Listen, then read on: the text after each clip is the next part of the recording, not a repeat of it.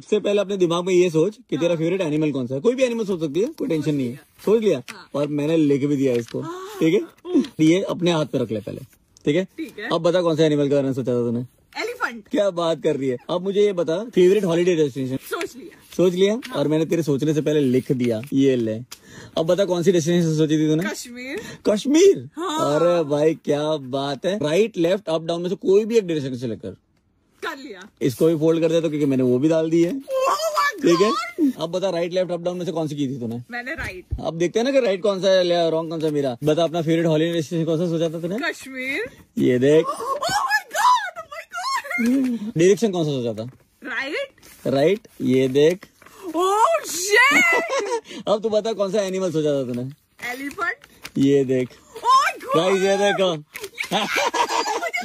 अरे यार इतने सालों से तेरे साथ झक थोड़ी मार आ रहा हूँ।